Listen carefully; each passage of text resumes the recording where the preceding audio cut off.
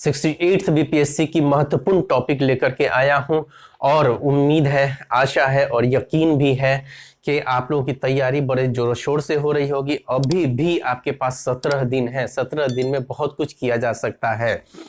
मैं ये जो लेकर के स्ट्रक्चर जो लेकर के आया हूं, इससे आपको बहुत फायदा होगा। और ये मैंने अपने जीएस फॉर सक्सेस टेलीग्राम पर भी मैं डाल चुका हूं, जो आप मेरे टेलीग्राम चैनल पर भी जा करके इसको देख सकते हैं। ये पूरा का पूरा as it is note down किया हुआ आपको मिल जाएगा।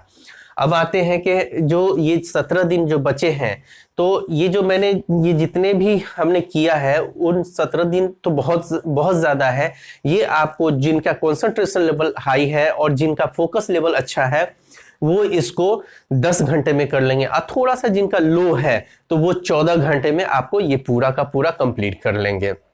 चलिए अब हम लोग आते हैं कि जो टॉपिक जो है, पहला टॉपिक प्राचीन इतिहास। प्राचीन इतिहास में हमने क्या किया है कि आपको हड़प्पा सभ्यता, महाजनपद, मगध का उत्कर्ष, बौद्ध, जैन, आजीवक संप्रदाय, मौर्य वंशों का क्रम, संस्थापक, प्राचीन काल की पुस्तकें और लेखक और चोल काल, ये सबको प्राचीन इतिहास में इन टॉपिक्स को पढ़ने हैं।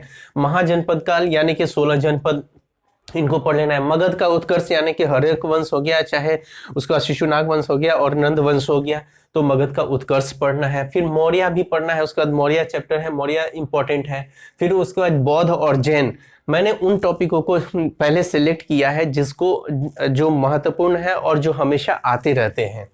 तो आपको यहाँ पर आजीवक संप्रदाय भी जो है उससे भी क्वेश्चंस आते रहते हैं, और फिर उसके बाद चोल से भी अक्सर क्वेश्चन आता रहता है। तो ये प्राचीन इतिहास समाप्त। ये मैं पहले स्टेज में जैसे 10 घंटे में जो आप लोग कंप्लीट कर लेंगे इसको, या 14 घंटे में, उसके बाद आपके पास समय बचेगा तो आप चाहे तो इसको फिर दोबारा रिवीजन कर लीजिए, या रेस्ट जो आपको मन कर रहा है पढ़ने के लिए वो उन सबको भी रिवीजन कर लीजिए। तो इस तरीके से जो है आप रिवीजन कई बार भी कर लेंगे और आपको इसका फायदा भी होगा। अब आते हैं मध्यकालीन इतिहास। मध्यकालीन इतिहास में सबसे पहले मैंने दिया है कि वंश प्लस राजधानी और संस्थापक, जितने भी वंश है मध्यकालीन में, जैसे वंश गुलाम वंश हो गया, या खिलजी वंश हो गया, तुगलक वंश हो गया, लोधी वंश हो गया, या सैयद वंश हो गया, तो इन सब का संस्थापक भी, उसकी राजधानी कहाँ है और वो सब कर लेना है। और पुस्तकें, इसमें दिल्ली सल्तनत काल में जो पुस्तकें हैं वो बहुत इंपॉर्टेंट है, उसके लेखक, तो उनको भी आपको करना है।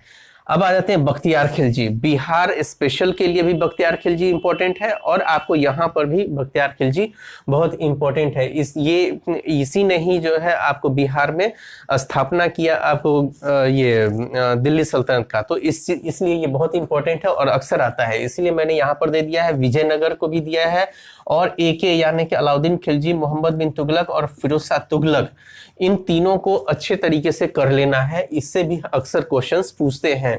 इसके जरिए जितने भी किए गए हैं, जैसे स्मारक हो गया, या अर्थव्यवस्था के लिए जो भी काम किए गए हैं, या प्रशासन के अंतर्गत जैसे बहुत सारे विभाग की स्थापना की गई है, जैसे अलाउद्दीन खिलजी ने किया है, चाहे मोहम्मद बिन तुगलक ने किया है, या आपको एफएसटी ने किया है, तो इन सब चीज़ों को भी बहुत अच्छे तरीके से कर लीजिएगा।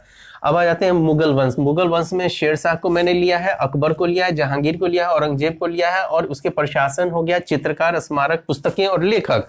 तो इसमें जो है चित्रकार का अक्सर पूछता है। स्मारक, मुगल काल में जो भी स्मारक जो थे उन सब को भी बहुत अच्छे से करना है, जैसे लाल किला हो गया या ताजमहल हो गया, इन सब को बहुत अच्छे तरीके से कर लेना है। पुस्तकें, उस समय के जो पुस्तक जो लिखे गए हैं जो लेखक के जरिए, तो उन सबको भी अच्छे तरीके से कर लेना है। अब आते आधुनिक इतिहास। आधुनिक इतिहास में व्यापारिक कंपनी जो आए भारत में, तो उसमें जो है पुर्तगाली सबसे इंपॉर्टेंट है, डच इंपॉर्टेंट है और अंग्रेज इंपॉर्टेंट है। इन तीन को कर लीजिएगा। लेकिन कुछ महत्वपूर्ण युद्ध भी हैं, जैसे वंडीवास का युद्ध हुआ था 1760 में, वो हुआ था फ्रांस और अंग्रेज के बीच में, तो उसको भी कर लीजिएगा। उस टाइप का और भी जो युद्ध है कुछ, उन सबको कर लीजिएगा। फिर अगला आते हैं कि बंगाल पर अंग्रेजों का अधिकार। बंगाल पर अंग्रेजों का अधिकार जैसे जैसे होता गया है, तो उन सब जो इम्पोर्टेंट कैरेक्टर थे, जैसे मुर्शिद कुली खां था, या आपको सिराजुद्दौला था, या मीर कासिम था, मीर जाफर था, तो इन लोगों के बारे में वो अच्छे तरीके से कर लीजिएगा, वहां से भी क्वेश्चन पूछे जाते हैं। फिर आ जाते हैं 1857 की क्रांति, इससे भी इंपॉर्टेंट है, इससे भी क्वेश्चंस पूछे जाते हैं। गवर्नर, गवर्नर में मैं कुछ सिलेक्ट किया हूं, जो कि रॉबर्ट क्लाइव है, कॉर्नवालिस है, विलियम बेंटिंग है, डलहौजी है, कर्जन है, लॉर्ड चेम्सफोर्ड है, इरविन है और लॉर्ड माउंटबेटन है। इन लोगों के समय में बहुत अच्छे अच्छे काम हुए हैं, इन लोगों का वो बहुत ख्याति है, उसकी वजह से ये लोग इम्पोर्टेंट हैं। जैसे मान लेते हैं चेम्सफोर्ड, चेम्सफोर्ड क्या किया था 1919 में अधिनियम आया था, तो उस समय अधिनियम में बहुत सारी बातें हैं, तो उन सब ये उसलिए चेम्सफोर्ड भी इंपॉर्टेंट हो जाते हैं। उसी तरीके से इरविन है, तो इसमें भी बहुत सारा चीज हुआ था, बहुत इसने भी बहुत कार्य किए थे, वो सब इंपॉर्टेंट है। अब आ जाते हैं हम लोग साइंस में, भौतिक विज्ञान। भौतिक विज्ञान में हमने जो सिलेक्ट किया है इंपॉर्टेंट, वो मात्रक है, गति है, गुरुत्वाकर्षण है, ध्वनि तरंग है, प्रकाश है और विविध है। आप एक चीज और ध्यान में रखेंगे कि जैसे मान लिया लूसेंट को रिवीजन कर रहे हैं, या आप क्राउन को रिवीजन कर रहे हैं, या किसी भी ये दो को हम पहले नोट ये बताना चाहेंगे इंपॉर्टेंट, कि इसमें बॉक्स वगैरह करके भी बहुत कुछ है, तो वो बॉक्स वाले को भी बहुत इंपॉर्टेंट होता है, उसको कर लीजिएगा साथ में। अब विविध, जैसे लूसेंट में विविध है, चाहे क्राउन में विविध है, तो विविध वाले पोर्शन को छोड़िएगा नहीं। विविध वाले में क्या होता है, जैसे आविष्कार है, खोज है, चाहे आपको मात्रा है, ये सब मात्रक वगैरह है, ये सब चीज के बारे में दिया हुआ है।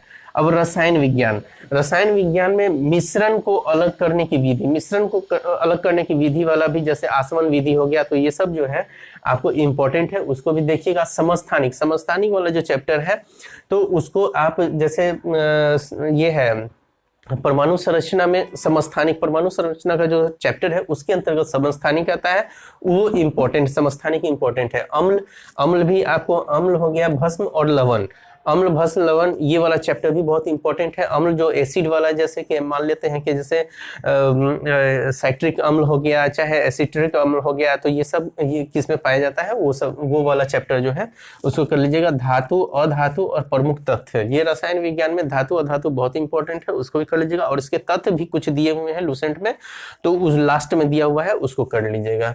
अब आ जाते हैं जीव विज्ञान। जीव विज्ञान में क्या है कि आपको जीव विज्ञान की शाखाएं जैसे बहुत सारी शाखाएं दिया हुआ है, जैसे एपीकल्चर हो गया, इस टाइप से, तो वो है कोशिका विज्ञान। कोशिका विज्ञान भी बहुत मोस्ट इंपॉर्टेंट है, उस चैप्टर को भी कर लेंगे। वनस्पति में वनस्पति वाले चैप्टर में जो है आपको कवक, लाइकेन, जीवाणु और प्रकाश संश्लेषण, ये बहुत इंपॉर्टेंट है। अब प्राणी विज्ञान में मानव रक्त, वो बहुत इंपॉर्टेंट है, इसलिए प्राणी विज्ञान में मानव रक्त कर लीजिएगा। और एक अलग चैप्टर है मानव शरीर तंत्र, उसका पूरा का पूरा कर लीजिएगा, वो भी बहुत इंपॉर्टेंट। पोषक पदार्थ, पोषक पदार्थ में जैसे विटामिन है, वसा है, उसके बारे में जो बताया गया है वो भी इंपॉर्टेंट है, अक्सर आता है।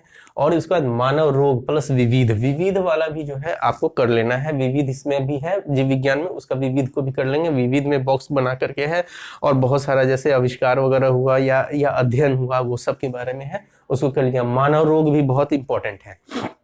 अब आते हैं भारतीय राज्य व्यवस्था, तो इसमें भारतीय संविधान सभा, विदेशी भारतीय संविधान सभा, इसमें सारा का सारा जो संविधान कब स्टार्ट हुआ, कब लागू हुआ और कौन कौन सदस्य थे, तो ये सब चीज़ है, उसको कर लीजिएगा, बहुत इंपॉर्टेंट है। और विदेशी स्रोत, विदेशी स्रोत जैसे कि आपको समवर्ती सूची जैसे ऑस्ट्रेलिया से लिया गया है, तो ये सब चीज़ जो है वो विदेशी स्रोत में हो गया। और अनुसूची, जो 12 अनुसूची है, वो भी बहुत इंपॉर्टेंट है। मौलिक अधिकार भाग 3, वो भी बहुत इंपॉर्टेंट है। संघीय संसद, समितियां जैसे प्राक्कलन समिति हो गया, तो वो सब जो है समितियों में आता है, तो वो सब कर लिए। पंचायती राज व्यवस्था और न्यायालय भी कर लीजिएगा। और अनुच्छेद संशोधन 42वां 44वां मोस्ट इंपॉर्टेंट है। और उसका करंट में जो लेटेस्ट जो है अनुच्छेद या संशोधन, तो उन सब पर भी आपको कर लीजिएगा, वो करंट में हो जाएगा। फिर भारतीय अर्थव्यवस्था, भारतीय अर्थव्यवस्था में जो है यानी कि योजना आयोजन, आर्थिक आयोजन, जो योजनाएं जो है प्रथम पंचवर्षीय, द्वितीय पंचवर्षीय, इस सब सभी पूछा जाता है। और प्रमुख योजनाएं, जैसे प्रमुख योजनाएं जो है आपको लूसेंट में क्या है कि ये अर्थव्यवस्था वाले चैप्टर से आपको पेज 146 से 150 में है, तो वो आप उसको पढ़ लीजिएगा। वो योजनाएं हैं, बहुत सारी योजनाएं, उसको याद रखना। वो आएगा जैसे 2014 से लेकर के बहुत सारा है, 18, 19, 20 का है योजना, वो सब सारा है, उसको पढ़ लीजिएगा।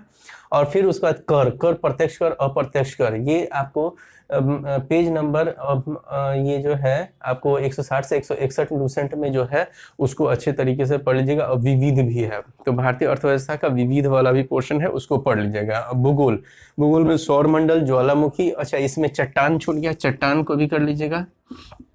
चट्टान, ज्वालामुखी, महाद्वीप और एशिया अफ्रीका। महाद्वीप में दो को कर मोस्ट इंपॉर्टेंट होता है अक्सर, एशिया और अफ्रीकी महाद्वीप, तो इससे इसको कर लीजिएगा। और फिर महासागरीय धाराएं, जैसे हमबोल्ट की धाराएं हो गया, ये सब जो है आपको महासागरीय धाराएं में आ जाएगा। और वायुमंडल की संरचनाएं, जैसे क्षोभ मंडल हो गया, फिर उसके बाद समताप मंडल, ये बाह्य मंडल, तो ये सब क्षोभ मंडल से बाह्य मंडल तक ये कर लीजिएगा। बॉक्स वाला जो दिया हुआ है उसमें वो कर लीजिएगा, जो कि लूसेंट में दिया हुआ है।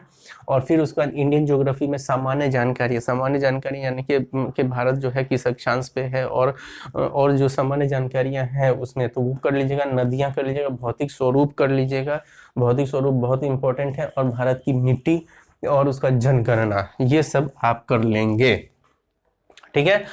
तो इसी के साथ मैं हमारे इस YouTube मेरे इस चैनल को आप सब्सक्राइब कीजिएगा, लाइक कीजिएगा और शेयर भी कीजिएगा।